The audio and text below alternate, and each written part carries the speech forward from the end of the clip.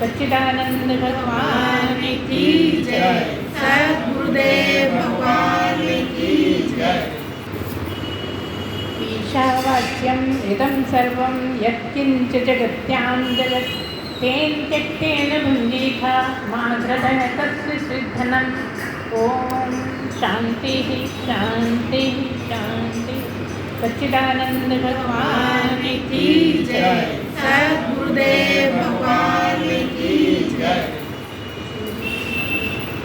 कहा कि आत्मा, सुनिए बात मतलब, आत्मा एक छोटे से छोटे कण, अणु सबसे छोटा होता है और अणु से भी छोटा परमाणु होता है। आप परमाणु भी कह सकते हो। आत्मा जो है छोटे से छोटे भी है और इतनी है कि सारा जगत, जाने कितने दुनिया उसमें समाई हुई हैं, है ना। क्योंकि जहाँ भी खाली जगह है वहाँ परमात्मा है। परमात्मा की बात है, परमात्मा सब जगह है ना। और आप जिसको आप मैं कहते हो सब जगह है, वो इतनी है। जब आप इसको मैं कहते हो तो ये बिल्कुल सूक्ष्म छोटे रूप में हो गया। और हमने बताया कि परमात्मा पूरे में है, हर जगह है।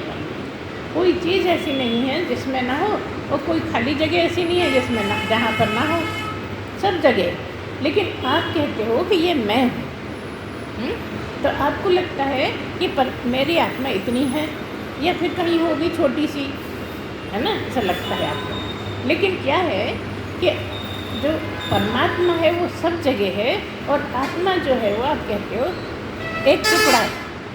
ईश्वरांश जीव अविनाशी चेतन अमल सहज सुख राशि, ऐसा है ना।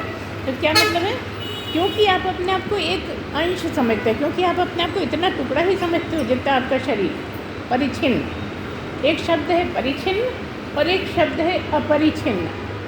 परिच्छिन्न का मतलब ये है कि ऐसे ऐसे ऐसे ऐसे ऐसे ऐसे ऐसे कटी हुई है ना।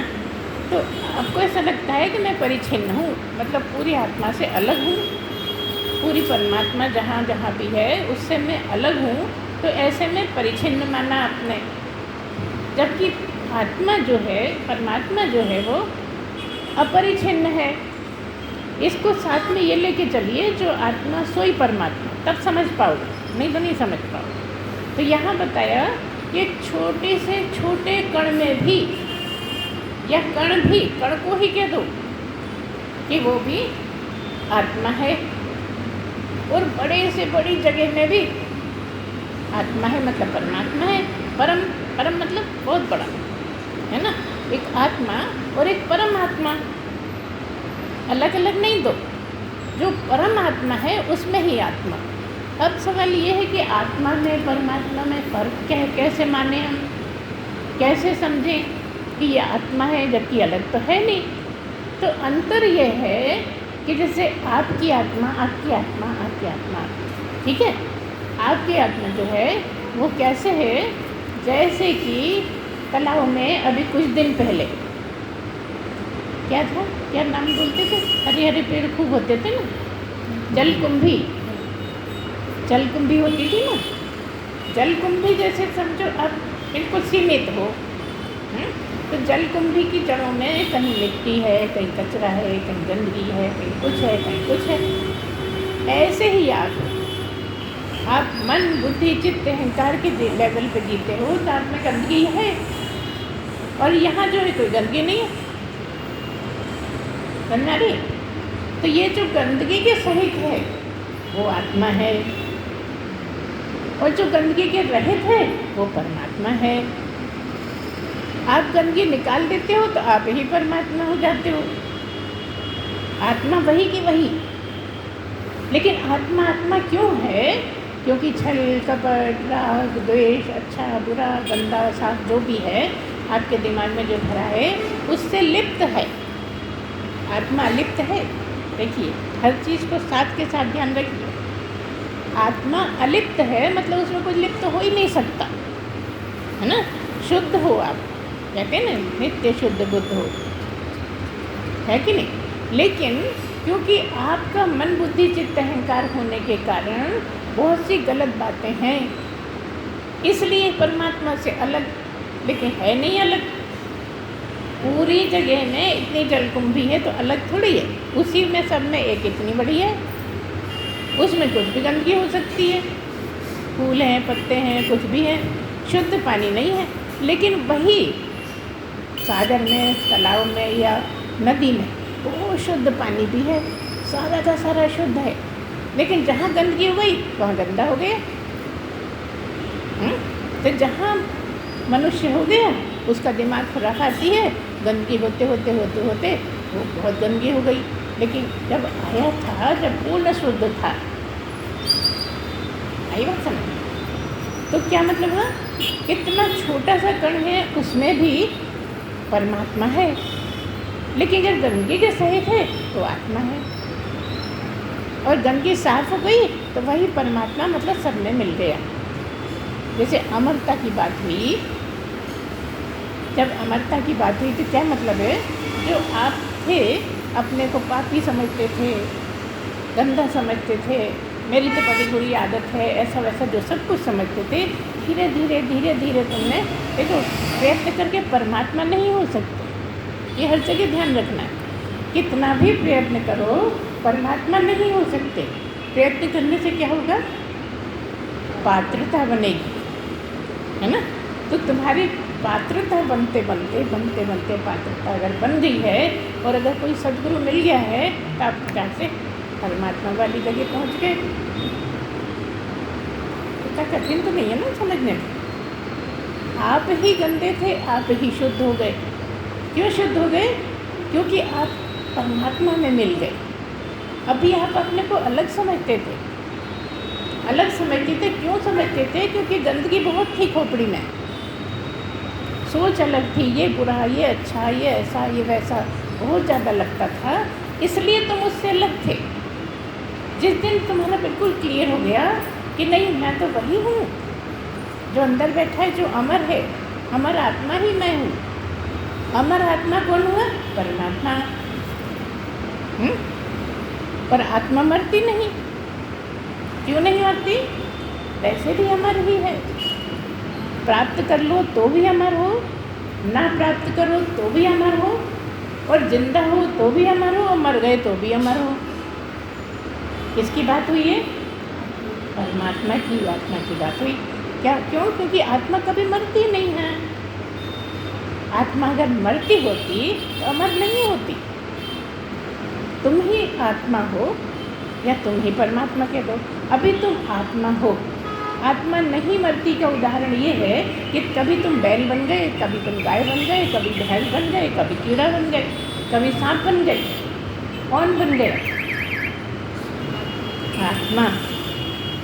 आत्मा ही तरह तरह के रंग बदलती रही, तरह तरह के शरीर धारण करती रही, और जिस दिन ये समझ में आया कि मैं शरीर नहीं हूँ, शरीर को छोड़ के जो आत्मा है वही मैं हूँ, तो परमात्मा। परमात्मा भी शुद्ध है, आत्मा भी शुद्ध है, क्योंकि आत्मा परमात्मा में ज़्यादा अंतर नहीं है। लेकिन उसको अलग क्यों कहते हैं, क्योंकि वो गंदगी के साथ है। आत्मा में गंदगी नहीं हो सकती, इसको बिल्कुल ध्यान रखो। गंदगी के साथ है का मतलब गंदी नहीं हो सकती। उसको छुआ नहीं जा सकता, उसको देखा नहीं जा सकता, उसको सुना नहीं जा सकता, उसको सूंघा नहीं जा सकता, उसका कुछ भी नहीं किया जा सकता, और सब कुछ वही है। गंदगी कहाँ आत्मा से अलग हो सकती है ना। गंदगी आत्मा से कैसे अलग हो सकती, क्योंकि गंदी तो बाद में हुई ना। पहले बढ़िया भोजन था, ताज़ा ताज़ा, तुमने जो रख दिया कहीं, 2-4 दिन देखा ही नहीं तो बदबू आने लगी। है तो वही भोजन ना जो बनाया था, तो गंदा हो गया, है तो आत्मा। इस तरह की बातें हैं, बड़ी बारीक बारीक हैं, बड़ी समझने के लिए आसान भी है, मुश्किल नहीं है। अगर ध्यान से समझी जाए तो कुछ मुश्किल नहीं है यहाँ। क्यों मुश्किल नहीं है, क्योंकि तुम मनुष्य हो, है ना। ये सब्जेक्ट कोई गाय का नहीं है, ये सब्जेक्ट कोई ऊँट का नहीं है, ये सब्जेक्ट किसी केंचुए का, काकरोच का नहीं है, ये केवल मनुष्य का है, इसलिए आसान है। तुम समझना चाहो ना समझना चाहो ये एक अलग बात, लेकिन है बड़ा आसान। इसलिए इंटरेस्टिंग भी है। जब तक आप कथाएँ कहानियाँ सुनते हैं जब तक आप उसमें मन लगता है, लेकिन जब ये इतनी सूक्ष्म चीज़ समझने लगते हो तो वो कथा कहानियाँ पीछे छूट जाती हो।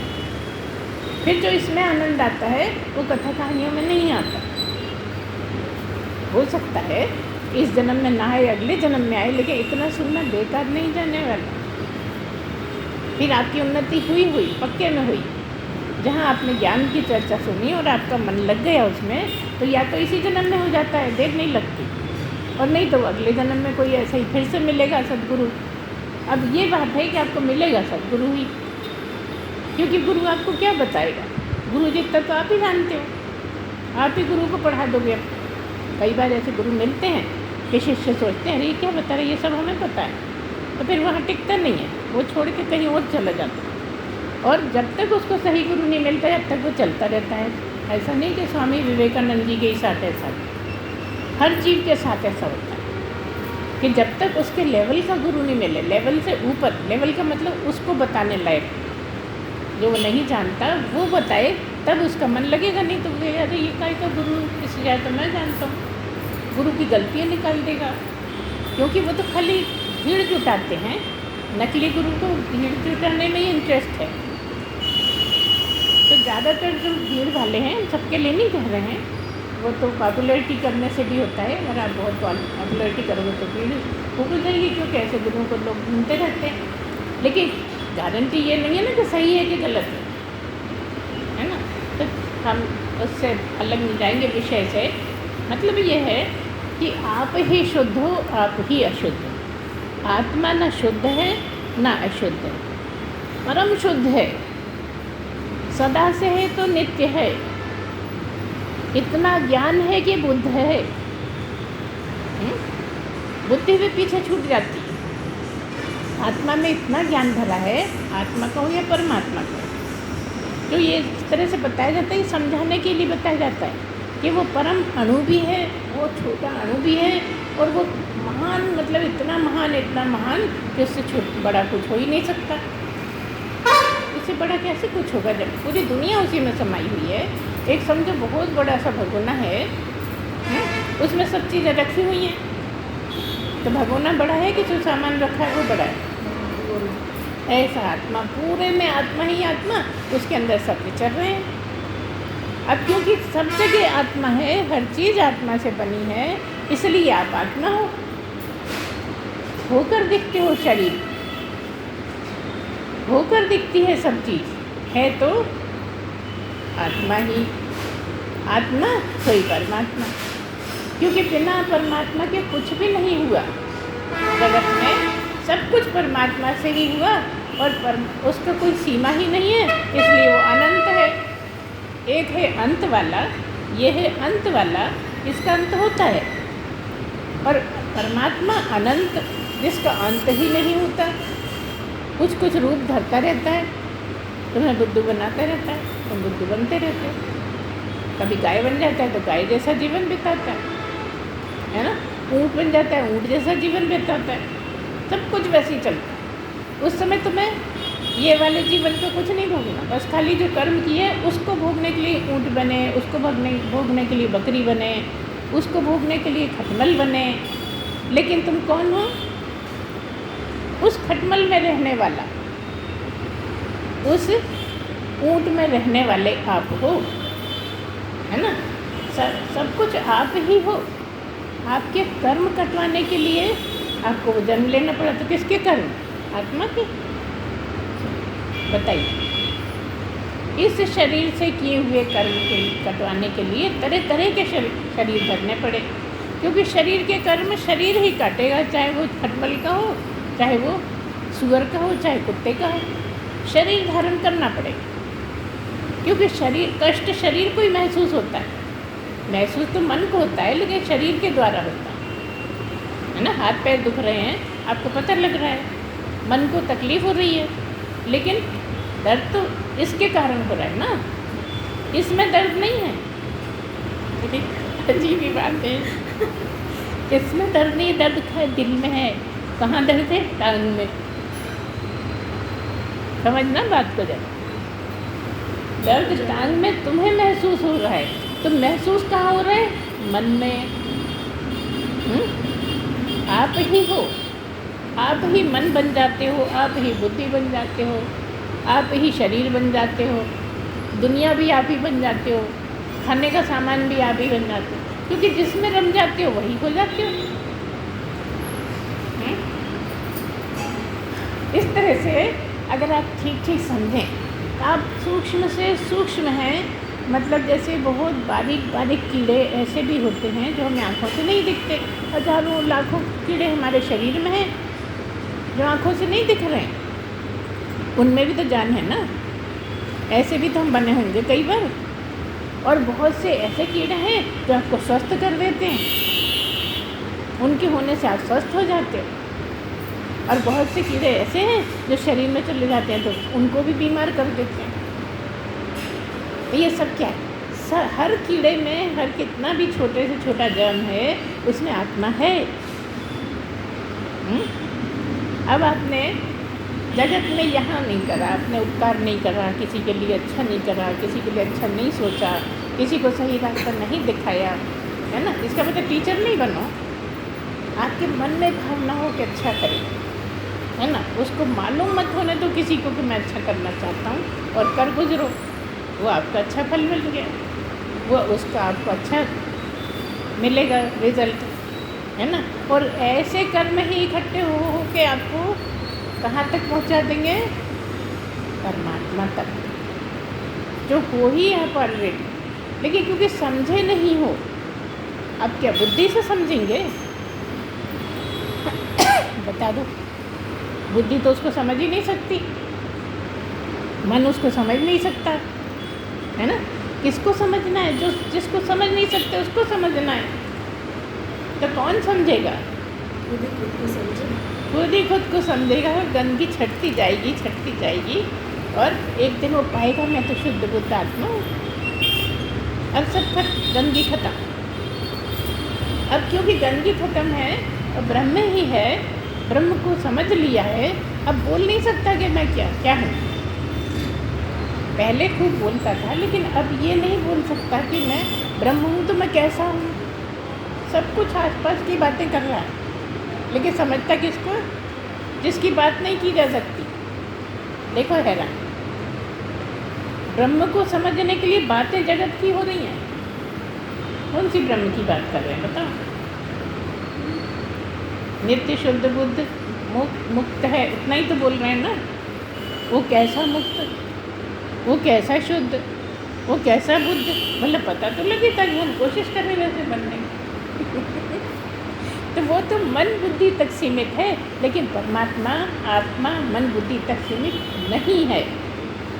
तो जिस क्षण आप में रम जाते हो, किसको बोला आप यहाँ पे? आत्मा को, ब्रह्म को। जिस समय आप पूरी तरह से आत्मा में रम जाते हो, परमात्मा में रम जाते हो, बस उसी टाइम ज्ञान हो जाता है कि मैं तो यही हूँ, मैं तो आत्मा ही।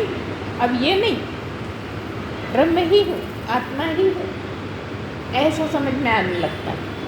अब आपसे हम कहें कि बताओ तो तुमने क्या अनुभव करा, जो अभी आपने पढ़ा उसमें क्या ना अनुभव की बात की। हम कहें बताओ तो क्या अनुभव करा, क्या बता सकते हो? कुछ नहीं बता, सब कुछ बता सकते हो, नमकीन मीठा खट्टा चिरपरा सब बता सकते हो, लेकिन आत्मा नहीं बता सकते, क्योंकि आप ही हो। आपसे हटके हो कोई तो खूब बुराइयाँ कर लो, खूब तारीफ़ कर लो।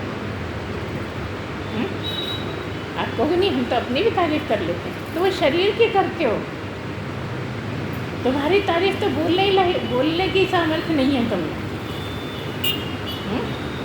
ऐसे ही बातों से जब प्रभावित हो जाता है शिष्य, बहुत ज़्यादा अचंभित हो जाता है, तो बिना ध्यान के ध्यान में चला जाता है। इसलिए ऐसे लोगों की चलते फिरते की समाधि मानी जाती है। ऐसे करके बैठने की ज़रूरत नहीं है, आप समाधि में ही पहुंच गए, अब समाधि से अलग नहीं हो सकते। जिनको आत्मा का ज्ञान हो गया, जो ब्रह्म को समझ गए, उनका सहज समाधि जो है वो यही है कि सब कुछ करते खाते पीते उठते बैठते सारी क्रियाएं करते हुए भी वो समाधि में ही है। तो इस समाधि से क्या समझ में आता है कि हम भी खाते पीते चलते फिरते उसी में लीन रहें। अब आप कहोगे उसमें लीन रहेंगे काम कैसे करेंगे, पढ़ाई कैसे करेंगे? हमने बहुत बार बताया कि जहाँ बहुत दिमाग का काम होता है और जब तुम एकाग्र होते हो तो भी तुम आत्मा में ही होते हो, क्योंकि वो एकाग्रता आत्मा से ही आती है, अलग से कहीं से नहीं आती। वो इतनी पवित्र है, इतनी पवित्र है, इसके एकाग्र कर देती है आप, मतलब आप ही आपको एकाग्र कर लेते हो। अब ये समझ लो कि कौन से आप और कौन सा आप।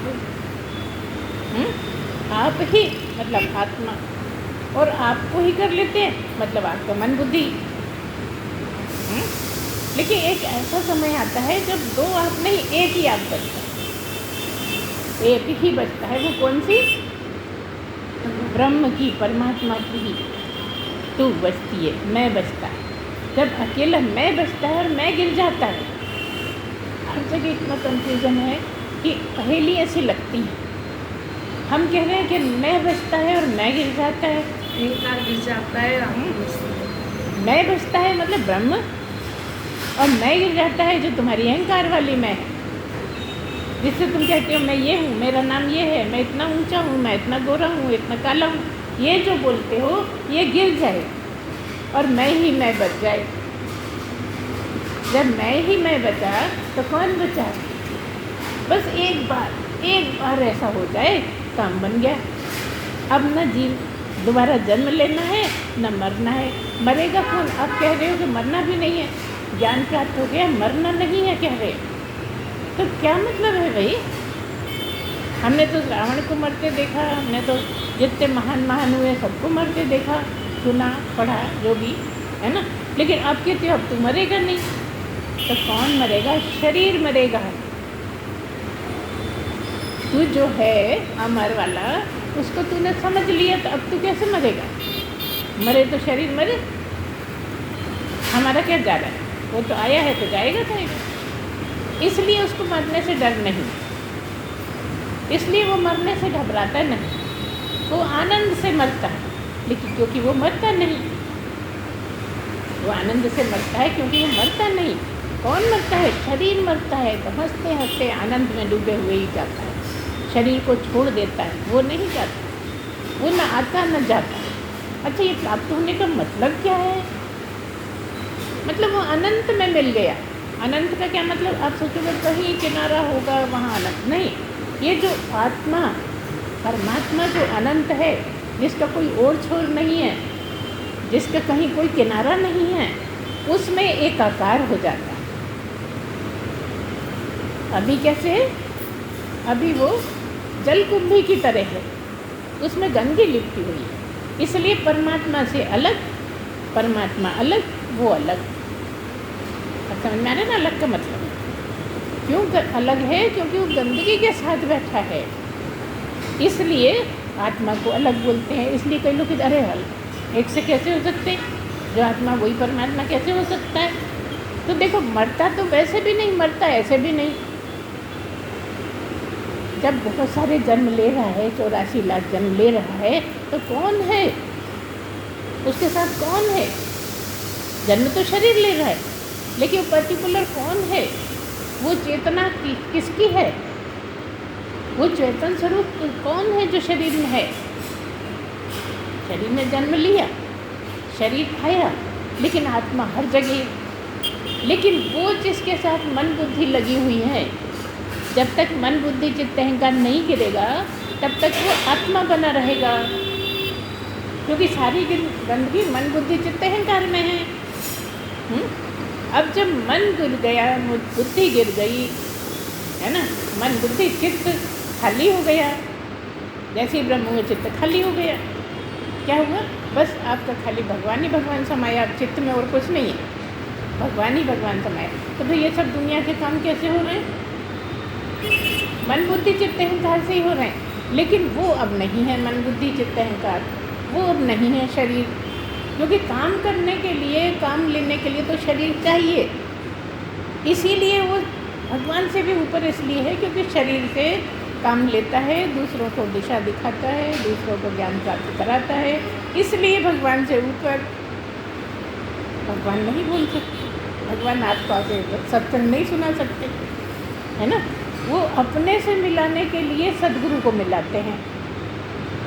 बात समझ में आ रही है ना, ये बहुत सुना है आपने। जब आपकी इच्छा परमात्मा को पाने की होती है तो भगवान, आपकी इच्छा हो रही है, वो तो सब में बैठे हैं, आप ही आप में बैठे हो ना।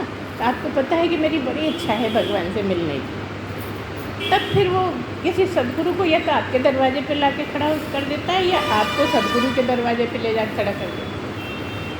अब सद्गुरु के पास क्यों कहा कि मैं भी नहीं बता सकता, मुझको ये बताएगा सद्गुरु, तुम्हें समझाएगा कि मैं कौन हूँ, मुझसे कैसे मिलना होता है। इसलिए भगवान भी सद्गुरु को बहुत इम्पॉर्टेंस देते हैं। सद्गुरु ही एक ऐसा है बीच की कड़ी जो भगवान से परमात्मा से मिला देती है। अभी आप अपने आप लगा लेना कहाँ भगवान का मतलब क्या हो रहा है ना। खुद ही समझो, इतना तो खूब समझने लगे हो सब लोग, समझने लगे, है ना। हाँ, तो यही बात है। तो जब ये सब समझ में आ जाता है तो क्या समझ में आता है कि मैं तो सृष्टि का करता रहता हूँ। अब मैं ऐसा नहीं हूँ जीव जैसे। देखो, जीव भी ब्रह्म है, जीव वो ब्रह्म ही बना पड़ा। क्यों है? क्योंकि वो ब्रह्म ही है ना, जिसके सब गंदगी है।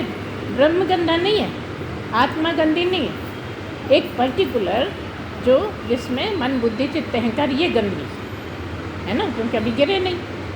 तो वही ऐसा है जो सब कुछ समझ सकता है बिना बुद्धि के। कौन? ब्रह्म। ना उसके पास मन है, ना बुद्धि है, ना चित्त है, ना अहंकार है, ना कुछ वो करता है, लेकिन सब कुछ उसी के करते होता है ना। जैसे सुना होगा आपने, संकल्प मात्र से, है ना। करता कुछ नहीं, संकल्प मात्र से हो जाता है। तो जब वो ये सोचता है कि मैं एक से अनेक हो जाऊं, तब वो जीव को रचता है।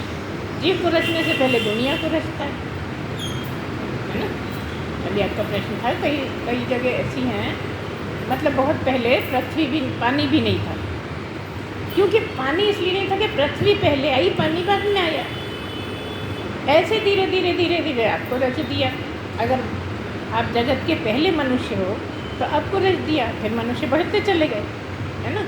तो मतलब इतना ही है कि जो परमात्मा है वो अत्यंत शुद्ध है। इतना बड़ा, इतना बड़ा, इतना बड़ा कि आप कल्पना नहीं कर सकते, और इतना छोटा, इतना छोटा, इतना छोटा कि आप देख नहीं सकते, सोच नहीं सकते कैसा होगा। माइक्रोस्कोप से भी नहीं दिख सकता इतना, है ना। कि ऐसे बारीक बारीक वाले भी जो माइक्रोस्कोप चीज़ देख सकती हैं, वो भी नहीं देख पाते। किसको? परमात्मा को। लेकिन इसलिए वो केवल अनुभवजन्य है, और वो अपरिछिन्न नहीं, परिछिन्न है। अपरिछिन्न मतलब इतना ही, परिछिन्न है, उल्टा बोल गए।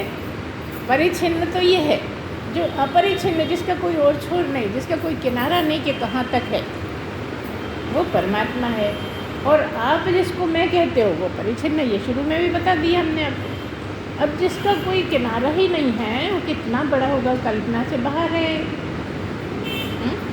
आप इतनी भी कल्पना करो कि ऐसी दुनिया बहुत सारी होंगी, तो नहीं बनता, ज़्यादा देर नहीं बनता कैसी हो। क्योंकि ज़रूरी नहीं है कि ऐसे ही हो हमारे जैसे ही। कभी कभी कहते हैं ना कि वो कोई पृथ्वी पे उतरा था। अब हमको किताबी बातें ज़्यादा याद नहीं रहती। हाँ, ऐसी बात है। कोई ऐसा संसार होगा जिनने साइंस में बहुत ज़्यादा तरक्की कर ली होगी, वो अपने संसार में प्रवेश पा गए। अपने साइंस की अभी इतनी तरक्की नहीं हुई कि अपन किसी दूसरे संसार को ढूंढ लें, लेकिन वो चला जाता है फटाक से, रुकता नहीं है कि उससे कुछ परिचय हो, कुछ समझें, जैसे भी हो। तो इसी से सबसे बात, इसीलिए जितना ज़्यादा सोचो भगवान के बारे में, उतनी ही आपकी शुद्धि होती जाती है। इसलिए आपका असली समाधि यही है कि आप उसकी उधेड़ बुन में लगे रहो परमात्मा के। क्यों? क्योंकि जितना ज़्यादा टाइम उसके साथ स्पेंड करोगे, खर्च करोगे, उतना ही आपका पाने का समय छोटा होता जाएगा। यहाँ हम फिर कह दें तो हमेशा ही बोलते हैं और अभी बोल चुके हैं कि अगर आप कोई काम एकाग्रता से करते हो तो वो इसी में प्लस हो जाता है। शर्त ये है कि पूरी एकाग्रता से हो। जैसे पढ़ना, जैसे कुछ नई चीज़ ईजाद कर रहे हैं तो उसमें पूरी तरह डूब जाते हैं। जैसे न्यूटन की खोज, साइंटिस्ट इतने ज़्यादा उसमें तल्लीन हो जाते हैं कि उससे एकाकार हो जाते हैं और बात आ जाते हैं, हल मिल जाता है। तो जिस चीज़ में भी आप एकाकार हो जाओगे वो तो चरम सीमा की आपकी जानकारी हो जाएगी। ऐसे ही ये तो जगत की चीज़ें हैं। परमात्मा से जब एकाकार हो जाओगे तो परमात्मा को जान लोगे। इतना कठिन तो नहीं है ना इतनी देर बताने से, तो समझ में आ रहा है कि जब हम उससे एकाकार हो जाएंगे तो ये वाले आकार नहीं, ये जो आकार ये नहीं, अनंत वाला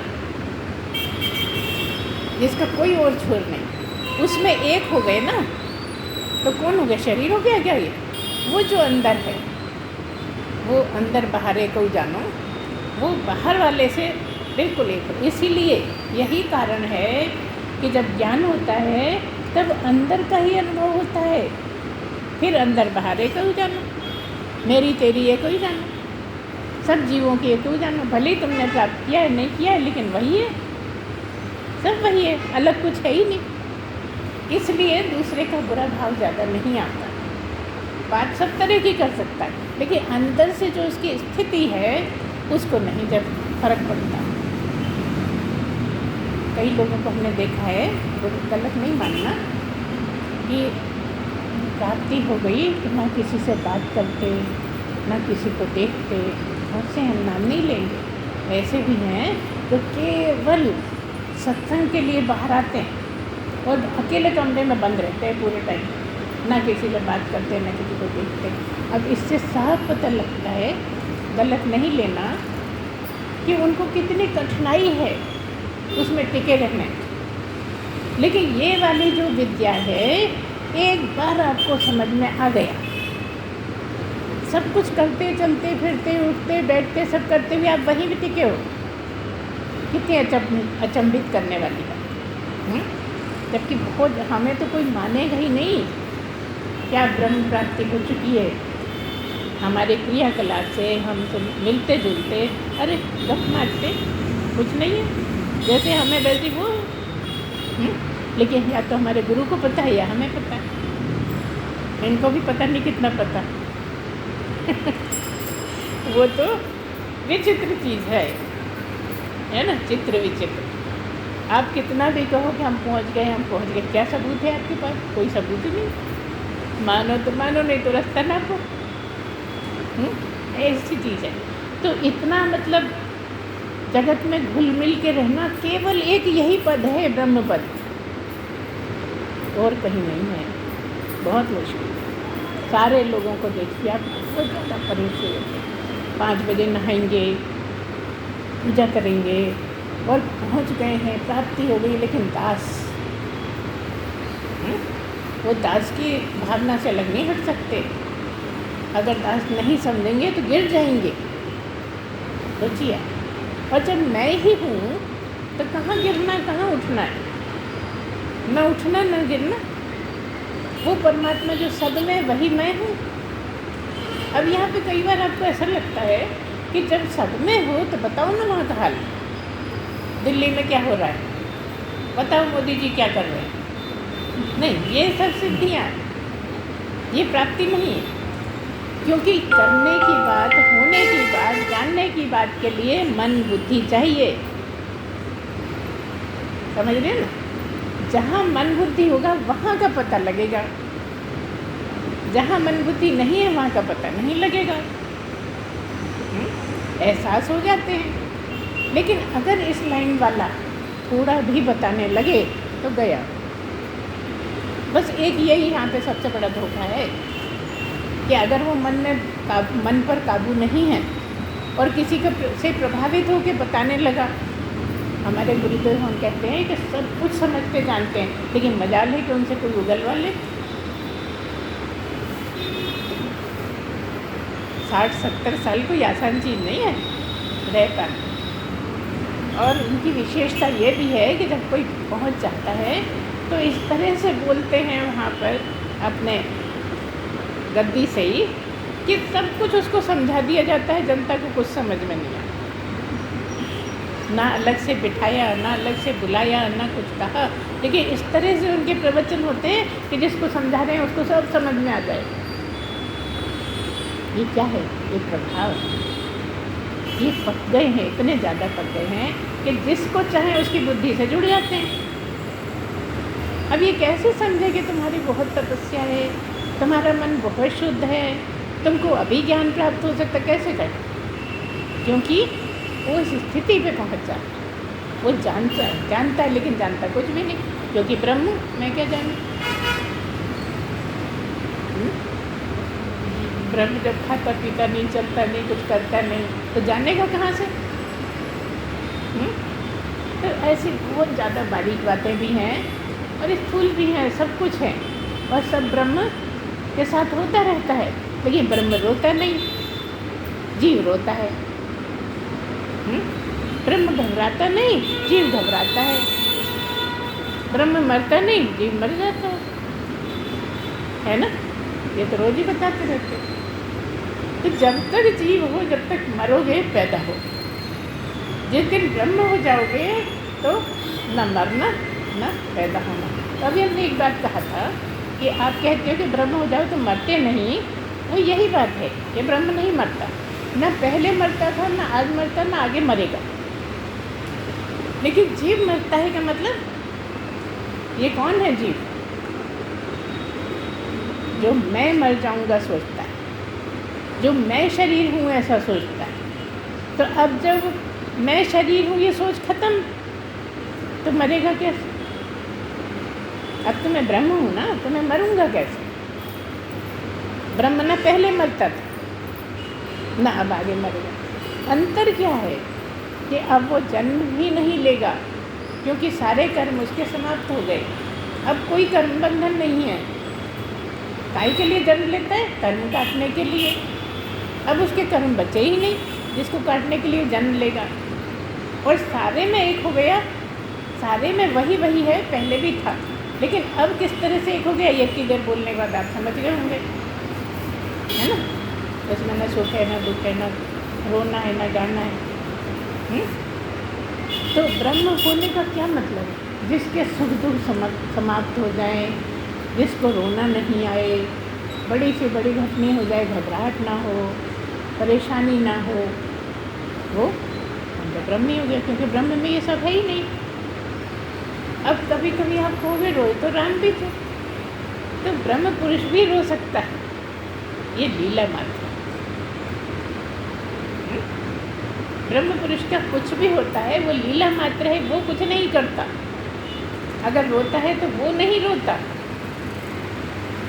एक तरह से चलता है। क्यों? क्योंकि वो विश्वकृत, सविश्वकृत विश्वविदात्म योनिर्गर काल काल गुणकर प्रधान क्षेत्रज्ञ पतिर्गुणेश, प्रधान क्षेत्रज्ञ पतिर्गुणेश संसार सागरस्य मोक्ष स्थिति बंध हेतु। क्या मतलब है? सब विश्वकृत विश्वविदात्म योनिर्गर, वो कौन है? जिसने संसार को रचा है। विश्वकृत, विश्व को करने वाला, संसार को रचने वाला है। विश्वकृत विश्वविदात्म योनिर्गर, वो अपना स्वयं रचना करता है। वो अपना पैदा होने की जो बनाता है प्लान, वो स्वयं ही बनाता है। अपने पैदा होने का क्या करना है, कैसे करना है। जैसे राम आए, अगर राम को अवतार मानते हैं, ये सब वही बात है कि स्वयं ही उन्होंने सब कहा कि क्या क्या करना है, कैसा करना है।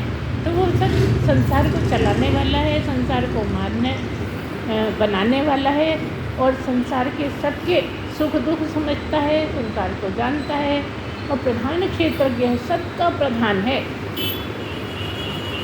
ये क्षेत्रज्ञ है, ये क्षेत्र है। ये क्षेत्रज्ञ है कि क्षेत्र है? एक खेत है और एक खेत का मालिक है। क्या मतलब? जानने वाला। ये खेत है और खेत को जानने वाला। क्षेत्रज्ञ मतलब जानने वाला, परमात्मा। प्रधान क्षेत्रज्ञ पतिर्गुणेशा, वो गुणों की खान है। इतने गुण हैं, इतने गुण हैं जिसकी कोई सीमा ही नहीं है। और क्या है, वही सब कुछ है, पालन करने वाला है, मारने वाला है, पैदा होने करने वाला है। और क्या है कि वो ही क्या काय का कारण है, वो ही आपको ज्ञान प्राप्त भी करा देता है। संसार सागर से छुड़ा भी देता है। आप कहोगे मैं पालूंगा, देखना मैं पालूंगा, देखना मैं ब्रह्म को जान जाऊँ। गलत सोच।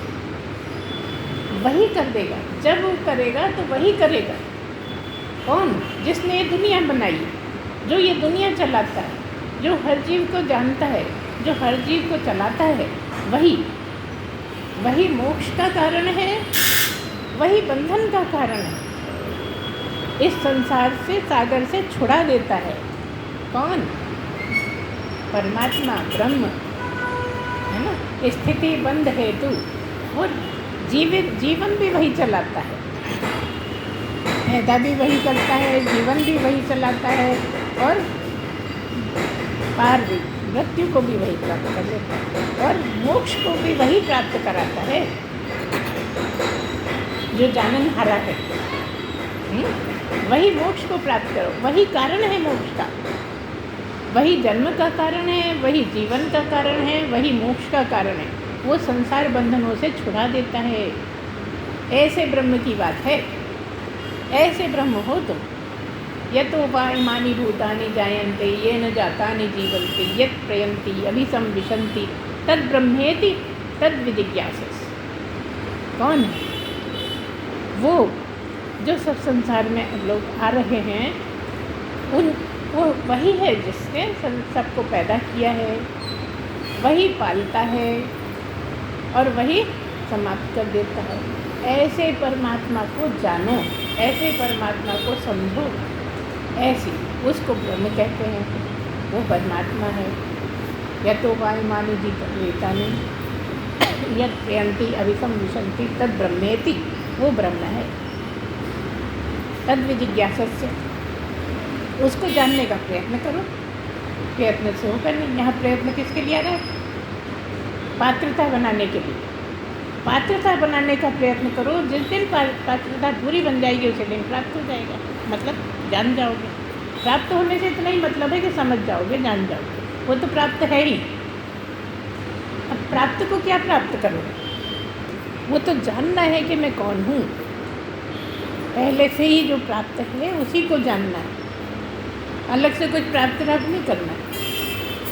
कपड़े प्राप्त कर लेते हो, पानी प्राप्त कर लेते हो, सामान प्राप्त कर लेते हो, शरीर प्राप्त कर लेते हो, लेकिन जो तुम हो जिसने शरीर प्राप्त किए हैं तरह तरह, वो कौन? वो तुमसे अलग बिल्कुल नहीं। पात्रता बनाने के बाद ये समझ में आया कि मैं तो वही हूँ जिसको मैं ढूंढता हूँ। कैसे पाया? ऐसे पाया कि मैं वही हूँ। कहाँ जाऊँ उसको ढूंढने? कहाँ प्राप्त करूँ? जब मैं ही हूँ तो मेरा मुझको पता ही नहीं था। अब मैंने जाना कि मैं इसको समझता था और मैं तो ब्रह्म ही हूँ, मैं तो परमात्मा, आत्मा ही हूँ। अब शुद्ध हो गई आत्मा, इसलिए परमात्मा कह देते हैं। आत्मा गंदी नहीं थी। जब भी हम कहते हैं शुद्ध हो गई का क्या मतलब है? मन बुद्धि चित्त अहंकार, मन बुद्धि चित्त अहंकार गिरे, शुद्ध पहले भी थी, शुद्ध अभी भी थी। मन बुद्धि चित्त अहंकार गिरने को ही प्राप्ति बोलते, जबकि छूट रहा है और कह रहे हैं प्राप्ति, है ना। बस ऐसी बातें हैं, बहुत आसान है, कठिन नहीं है। अगर एक बार मन लग जाए, चस्का लग जाए तो कठिन नहीं है। कुछ भी संसार में कठिन है। जो चाहो वो प्राप्त कर सकते हो। अब कब प्राप्त करोगे? तो वही सबका मालिक जो है वही है जिम्मेदार, कब प्राप्त कराने का, है ना। क्योंकि मरना और पैदा होना कोई जीवन का ख़त्म होना शुरू होना नहीं, वो सदा रहता है। ये पुराना हो जाता है, वस्त्र पुराने हो जाते हैं तो फेंकना पड़ता है। ऐसे ही वो फेंकवा देता है कि अब मुझे ये वस्त्र नहीं चाहिए। तुम्हारी ही मर्जी है कि अब नहीं चाहिए, और तुम ही दूसरे धारण कर लेते हो, कोई दूसरा पहना नहीं रहा। वो जो ब्रह्म जिसको कहते हैं वो तुम ही हो, तो तुम ही ने प्राप्त करा, तुम ही ने छोड़ा, और डरते रहते मर जाएंगे, मर जाएंगे, मर जाएंगे। कोई नहीं मरता, आज तक कोई मरा ही नहीं। अंतर इतना है कि अलग अलग तपस्याओं से अलग अलग लोकों में जाना होता है, लेकिन ये अंतिम तपस्या, ये सबसे ऊंची तपस्या है जहाँ किसी लोक में नहीं जाना पड़ता, यहीं के यहीं उसी में एकाकार हो जाता। मतलब वो जो सब जगह है उसमें आप हो गए। तो कौन सा लोक बचा आपसे? चंद्र लोक बचा, सूर्य लोक बचा, देव लोक बचा, कौन सा लोक बचा? सबकी आत्मा ही आप बन गए। क्या थे? नहीं, पहले ही थे। अब जान गए कि मैं ही हूँ, मैं ही जगत को रचता हूँ, मैं ही जगत को ख़त्म करता हूँ, मैं ही पालन करता हूँ। मतलब ब्रह्मा भी मैं, विष्णु भी मैं और महेश भी मैं। अब जानने को क्या बचा बता? तो इस तरह से बोलिए, सच्चिदानंद भगवान की जय, सद्गुरुदेव भगवान की जय।